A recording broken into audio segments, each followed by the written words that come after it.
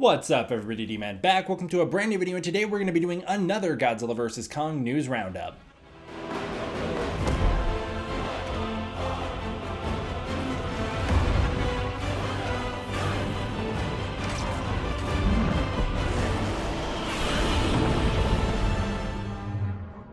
I have tried to record this one a couple times now, and I just keep messing it up. I just don't have my footing today, so whatever.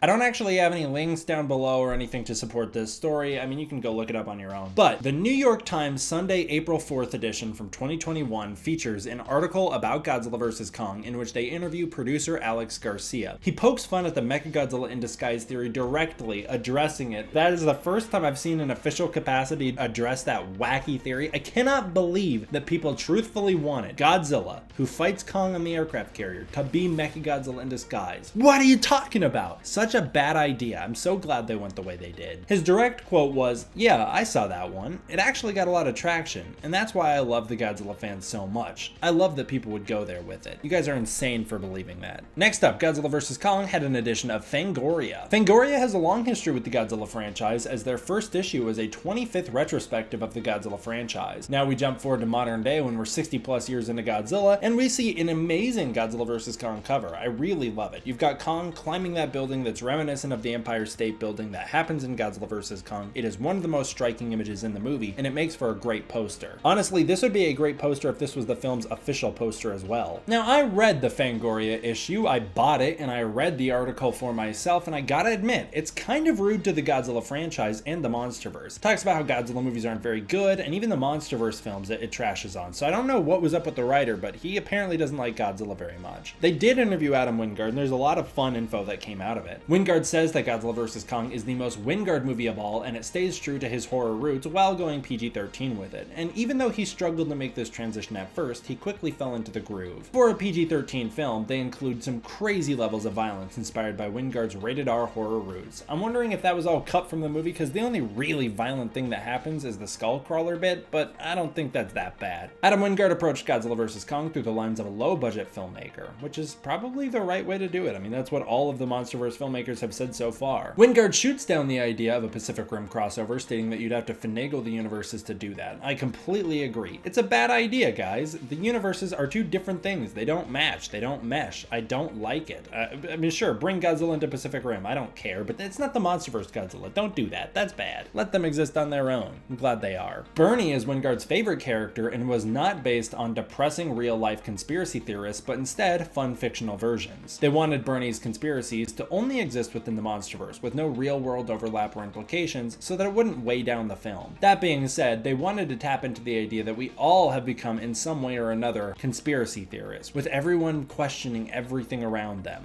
That was kind of the idea they were playing on with Bernie. To make the fight scenes intense, they use a similar trick to the accidental speed of the kaiju in Godzilla raids again, by giving them real human or animal-like speed so that the fights seem rapid, brutal, and hyper-violent. Godzilla and Kong were made to move at the speed of boxers, while the environment was weighted to reality, so there is still a sense of scale intact. This gave the kaiju a more stop-motion-like quality that Wingard loved. He loves that this film isn't photoreal, and that the monsters don't move realistically or as heavily as they should. Instead, they move in a way that's much more visually appealing and interesting. That is the same approach that Jordan Vogt Roberts took for Kong Skull Island, and I gotta say, as much as I love me a big lumbering slow Godzilla, it works great for this film. Kong's movements are reminiscent of 80s action movie heroes such as John McClane. In fact, they even recreate the whole McClane jump off the roof explosion thing. Adam Wingard likes that Godzilla is a pendulum character who is sometimes good and sometimes bad, and he was happy to play around with a bad Godzilla. Wingard says that realism doesn't really matter to him as much as what looks cool. This movie was a throwback style where it was much more focused on how things look. As a result, Adam Wingard thinks the effects will hold up better because they focus on what looks cool rather than what looks realistic. I don't really know how that translates over to the special effects, to be honest with you, but I will admit, the movie does have some visuals that are incredibly striking. Could Kong and Godzilla have fought on that aircraft carrier? No, and Adam Wingard in this article admits it. Could Kong have climbed that building in Hong Kong? No, it would have crushed under his weight. Could he have run around on all of those buildings while Godzilla's trying to hit him with the atomic breath? No. None of the physics really make sense, and they even addressed that with the whole monsters moving really quick when they fight each other thing. But you know what? I'm willing to put it to the side, and if I'm willing to put it to the side, then most people should be willing to. And it seems most people did, because most people didn't have a problem with it. And in my opinion, Adam Wingard delivers the most entertaining kaiju battles we have seen. So good on him. I think he did a good job. Finally, Adam Wingard says that Skull Island has protected Kong from Godzilla. Something about the island kept the two from each other. I don't really know what that something is. Was it the storm? Godzilla Dominion would have you believe it's because Godzilla is afraid to go there because he thinks a lot of Kongs live on that island. I don't really know what Adam Wingard's thoughts are. The movie doesn't explore that, so I'm wondering if that's going to be explored in future MonsterVerse projects, especially because Wingard is returning, or if that's just going to be something that they drop. I hope not, but who knows? Next up, Total Film Magazine. We love us a Total Film Magazine on this channel. They do great coverage for Godzilla King of the Monsters, and they did great coverage for Godzilla vs. Kong as well. I've got some articles down below that you can go read so that you can catch up on the Total Film Magazine article. Although, I will admit, I didn't get to buy this one. I really tried, but I couldn't find it. They released two incredible covers for Godzilla vs. Kong. The first one is kind of a generic one. It's kind of like a BVS type cover with the two faces facing off against each other. Godzilla in blue, Kong in red. It looks good. I like it, but it is nothing compared to the next poster. Kong and Godzilla going at it with this really crazy neon color palette. That great blue beam reminiscent of Godzilla's atomic breath striking straight through the middle of the frame. Wow, I love this one. This is such a cool cover. I love it so much. Jumping into the article, Adam Wingard says that in such a divisive and hateful era, he just wanted politics to go out the door for Godzilla vs. Kong. He wanted it to be a movie that was fun and safe for audiences to go to for a release. He hoped that this film was a catharsis for stressed out viewers. I could not be more appreciative to him for it. Yes, I love me a deep political Godzilla movie. I love it. But that's not all Godzilla is, nor is it all Godzilla should be. Godzilla's strength is that he can be whatever he needs to be. He is one of the most malleable characters of all time. Godzilla can be a fun, turn your brain off action movie to make you happy, and that is what this movie was. At least for me personally, this movie came out in a time in my life when I needed it the most, and it was absolutely what I needed. It was my release for 2 hours. I went to see it constantly, pretty much once a week. I would wash the week away with a viewing of Godzilla vs. Kong, and it just made me feel good. So thank you, Adam Wingard. I really appreciate it. Total Film, much like the people we talked about in the last video, got to visit the Godzilla vs. Kong set in Australia, where they saw the Ghidorah skull, and they define it saying that it is 20 feet by 60 feet, 20 feet tall by 60 feet long. That is incredible. In the scene they watched, it seems to be different than the other scene that was talked about. Madison, Bernie, and Josh are all sneaking around the Ghidorah skull, which is what we already knew, when apparently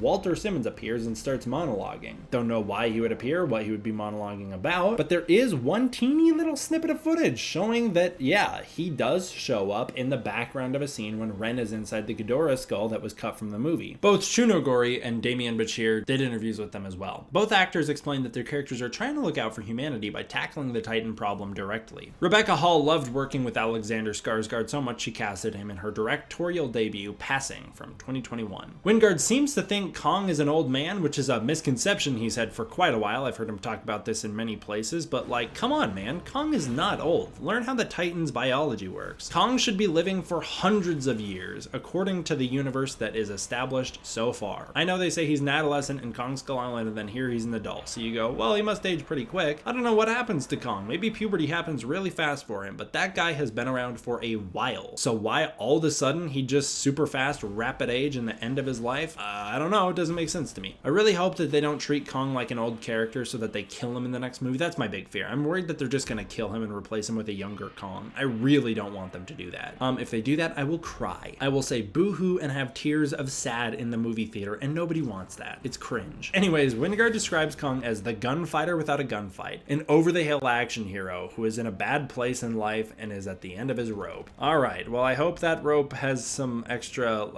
I hope there's more rope.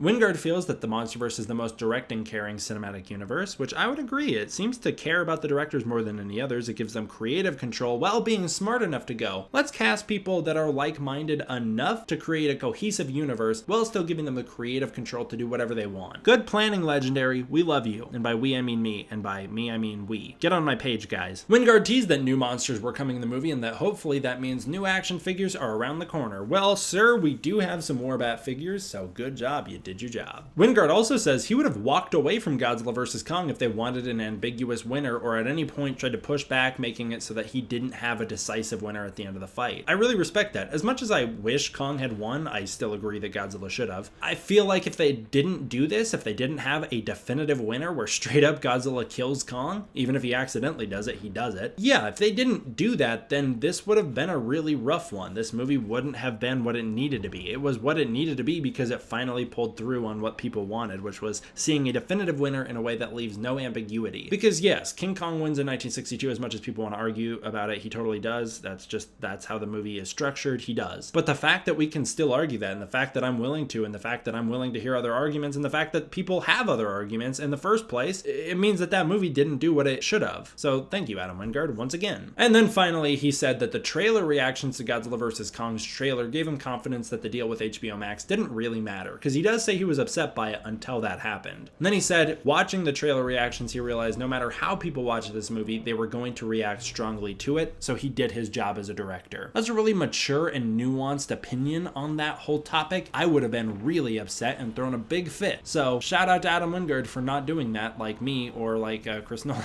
There was also some Total Film retrospective pages that were released that basically cover the history of monsters in movies, going from basically the stop motion era in the 1920s all the way to modern day. They touch on a lot of Godzilla and Kong's histories. You can read them if you want. I'm not going to get into them. Also, I'm not going to really get into this, but an Italian Godzilla vs. Kong article was released that was covered by Gomoru Island. I tried to translate it. It doesn't really say anything new, so I'm not really going to talk much about it, but if you're Italian, shout out to you guys. All right, that'll do it for this one, guys. I want to give a huge thank you to my patrons on Patreon. They are keeping the channel running, and I really appreciate it. If you want to support the Patreon, you can use the link in the description below, where you can get early access to content, access to the Discord community, and more. Thank you all for watching. I hope you enjoyed. I will see you guys next time for the next one. D-Man, out.